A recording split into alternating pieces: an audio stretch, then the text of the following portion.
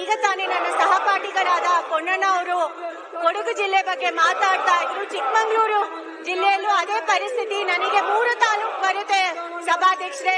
ಮೂಡಿಗೆರೆ ತಾಲೂಕು, ಕಳಸಾ ತಾಲೂಕು ಮತ್ತೆ ಚಿಕ್ಕಮಗಳೂರು ತಾಲೂಕು, 3 ತಾಲೂಕಲ್ಲಿ ಈ ತರ ಪ್ರವಾಹದ ಪರಿಸ್ಥಿತಿ ಆಗಿದೆ. ಸುಮಾರು ಕಡೆ ಮನೆಗಳು ಜರುಗೋಗಿದೆ. ನಿನ್ನೆ ಮೊನ್ನೆಯಿಂದ ವಾಡಿಕೆಗಿಂತ ಜಾಸ್ತಿ ಮಳೆ ಆಗಿದೆ. ನಾವು ಅಷ್ಟೊಂದು ಮಳೆ ನಿರೀಕ್ಷೆ ಮಾಡಿರ್ಲಿಲ್ಲ. ನಮ್ಮಲ್ಲಿ ಏನು ಜನ ಇದ್ದಾರೆ 50% ಶೇಕಡ 50% ಎಲ್ಲ ಲೇಬರ್ ಕ್ಲಾಸ್ ಜನನೇ. ಅವರೆಲ್ಲರೂ ಈ ತರ ಮಣ್ಣಿನ ಮನೆಯಲ್ಲೇ ಇರೋದು ಸಭಾಧ್ಯಕ್ಷರೇ. ಅದರಿಂದ ಮನೆ ಒಂದು 50ರಿಂದ 100 ಮನೆಗಳು ಜರುಗಿ ಹೋಗಿದೆ.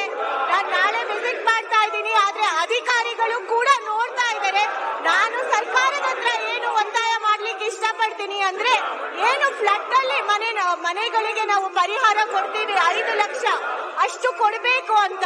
ಯಾಕಂದ್ರೆ ಈಗ ಸದ್ಯದಲ್ಲಿ ಮನೆಗಳಿಗೆ ಬರೀ ಏನಾದ್ರೂ ಸಂಪೂರ್ಣ ಜರುಗಿ ಹೋದ್ರೆ 1,60,000 ಮಾತ್ರ ನಾವು ಮನೆಗಳಿಗೆ ಕೊಡ್ತಾ ಇದ್ದೀವಿ. ಅದು ಸಾಲದಿಲ್ಲ ಈ ಪರಿಸ್ಥಿತಿಯಲ್ಲಿ. ಯಾಕಂದ್ರೆ ಹೆಚ್ಚು ಕಡಿಮೆ ಎಲ್ಲಾ ಕೂಲಿ ಕಾರ್ಮಿಕರು. ಅದಕ್ಕೆ ಸರ್ಕಾರದ ಹತ್ರ ಮನವಿ ಮಾಡ್ತೀನಿ, 5 ಲಕ್ಷದಷ್ಟು ಫ್ಲಡ್ನಲ್ಲಿ ಪರಿಹಾರ ಕೊಡಬೇಕು ಅಂತ. ಮತ್ತೆ ನಾನು ಲೋಕೋಪಯೋಗಿ ಸಚಿವರ ಹತ್ರ ಕೇಳ್ಕೊಳ್ಳಿಕ್ಕೆ ಇಷ್ಟಪಡ್ತೀನಿ. ಬ್ರಿಡ್ಜ್ಗಳೆಲ್ಲ ತುಂಬಾ ಮುಳುಗು ಹೋಗಿದೆ. ಯಾಕಂದ್ರೆ ಎಲ್ಲ ನದಿಗಳು ಏನು ಮಿತಿ ಮೀರಿ ಹರಿದು ಹೋಗ್ತಾ ಇದಾವೆ. ನನಗೆ ಸ್ಪೆಷಲಿ ಕಳಸಾ ಭಾಗದಲ್ಲಿ ಯಾಕೆ ಅಲ್ಲಿ 7 ನದಿಗಳು ವಿರೋಧ ಪಕ್ಷದ ಚರ್ಚೆ ಮಾಡಿ.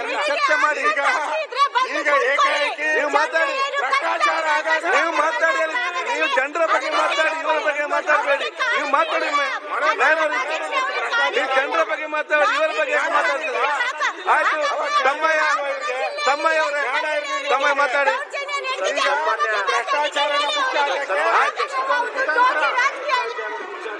ಸಬ್ಜೆಕ್ಟ್ ಮಾತಾಡಿ. ಅಧ್ಯಕ್ಷರೇ, ಭ್ರಷ್ಟಾಚಾರ ಮುಚ್ಚಾಕಕ್ಕೆ ಸಾಕಾರ ಮಾಡಬಾರ್ದು. ಸಾಕಾರ ಮಾಡಬಾರ್ದು. ನೀವು ಪೀಠ ಸಾಕಾರ ಮಾಡಬಾರ್ದು. ಏಕಾಏಕಿ ಮಳೆ ಬಂದಿದೆ. ಪಕ್ಷಗಳೇ ಕಾರಣಕರ್ತರು. ಜಿಲ್ಲಾ ಮಂತ್ರಿ ಹೋಗಿ ರಿವ್ಯೂ ಮಾಡಿಲ್ಲ. ಸರ್ಕಾರದಿಂದ ಹಣ ಬಿಡುಗಡೆ ಮಾಡಿಲ್ಲ. ಅಲ್ಲ, ವಿರೋಧ ಪಕ್ಷದ ಏನಿಲ್ಲ. ಸ್ವಲ್ಪ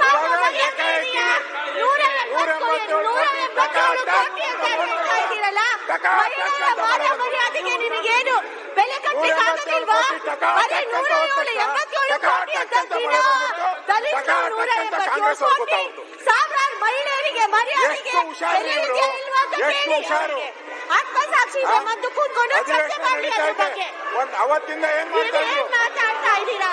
ನೀವೇ ಎಲ್ಲರೂ ಸೇರಿ ಸಾವಿರಾರು ಮಹಿಳೆಯರನ್ನ ಬೀದಿ ಪಾಲ್ ಮಾಡಿದ್ದೀರಾ. ಅವ್ರ ಮರ್ಯಾದೆನ ಹರಾಜು ಹಾಕಿದ್ದೀರಾ ನೀವೆಲ್ಲರೂ ಸೇರ್ಕೊಂಡು. ಇಲ್ಲಿ 187 ಕೋಟಿ ಅಂತ ನೀವು ಇಲ್ಲಿ ಕೂಗಾಡ್ತಾ ಇದ್ದೀರಾ. ಆಯ್ತು, ಆಯ್ತಾ ತಮ್ಮಯ್ಯ? ಏನಿಲ್ಲ ಅಂದ್ರೆ ಮೂಡಿಗೆರೆಗೆ ಅನುದಾನ ಇಲ್ಲ. ಸನ್ಮಾನ್ಯ